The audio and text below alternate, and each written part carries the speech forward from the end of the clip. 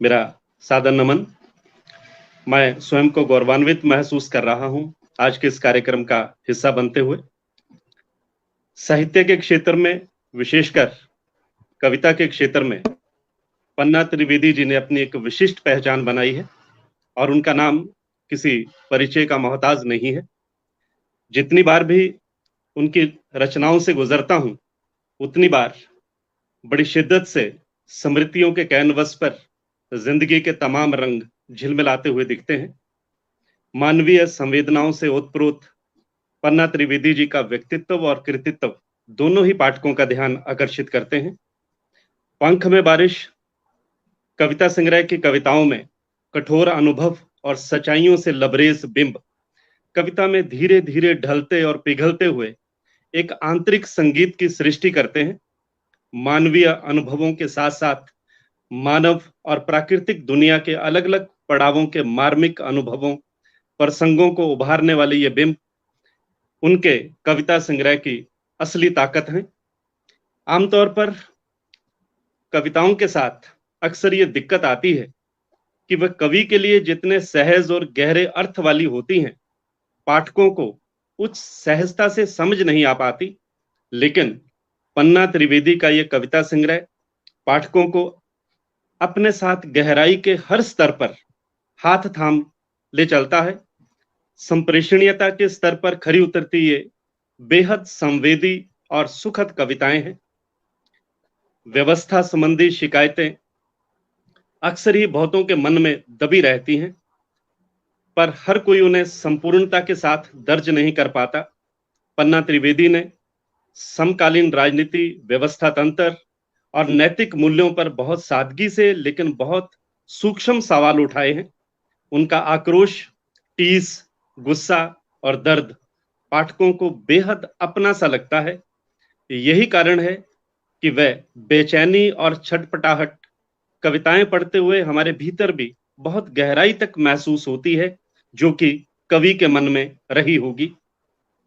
ये भी कहा जा सकता है कि पन्ना त्रिवेदी की कविता छीजती मनुष्यता और दरकती संवेदनशीलता की पड़ताल करती कविता है। मोमबत्ती शीर्षक उनकी कविता की ये पंक्तियां सचमुच में झंझोड़ती हैं। इन दिनों जब भी किसी शहर के किसी भी चौराहे पर मोमबत्ती जलती है, तो किसी लड़की की इज्जत ही नहीं जलती, जलती हैं उसकी चीखें भी, उसके परिजनों की उम्मीदें भी, हमारे हाथों सौंपी जो पूर्वजों ने उस सांस्कृतिक विरासत भी, हमारे इंसान होने की गवाही भी जलते हैं। आसमान छूती लाखों बेटियों के पंख भी। पन्ना त्रिवेदी जी के कविता संग्रह पंख में बारिश में उन्होंने ये साबित करने का प्रयास किया है कि कविता का काव्यत्व और लयत्व अभी हिंदी कविता में बचा हुआ है। सही भी है, अगर कविता को बचाना है तो उसके प्राण तत्व, लयात्मकता को बचाना होगा। पंख में बारिश ये संग्रह जो है वो आरंभ से अंत तक मानवीय गरिमा को प्रतिष्ठा दिलाने की जद्दोजहद से गुजरता है। इस संग्रह की अधिकांश कविताओं की पृष्ठभूमि में पार्श्व संगीत की तरह मनुष्यता की पीड़ा और उसके अवसाद की अनुगूंज अनवरत सुनाई देती है। इस घर के गमले में लगाए पौधों को पानी सींचते सींचते अक्सर याद करती थी उन फूलों को मैं, वे फूल जो अब सूख चुके हैं।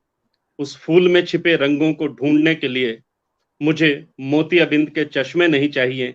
इन दिनों मेरे होने की खुशबू से मैं भीग रही हूं आजकल। पन्ना त्रिवेदी जी की रचनाओं में झरनों जैसा आंतरिक संगीत भी है और नदियों जैसी रवानगी भी। उनकी हर कृति सुर ताल में होती है और यही उनकी कविताओं की सबसे बड़ी ताकत है। जीवन का यथार्थ भी उनकी रचनाओं में झलकता है और उनका अनुभव भी। उनकी रचनात्मक दृष्टि का कैनवस बहुत बड़ा है और शब्दों का भंडार भी लाजवाब है। अपनी कई रचनाओं में उन्होंने प्रकृति को भी बिंब बनाकर इस्तेमाल किया है और ऐसे बिंब बहुत जीवंत बन पड़े हैं। मैं अंत में यही कहना चाहूंगा कि पंख में बारिश की जो कविताएं हैं वो देर तक स्मृतियों में रहने वाली कविताएं हैं और मैं इस काव्य संग्रह के लिए पन्ना त्रिवेदी जी को बहुत बहुत बधाई देता हूं। धन्यवाद।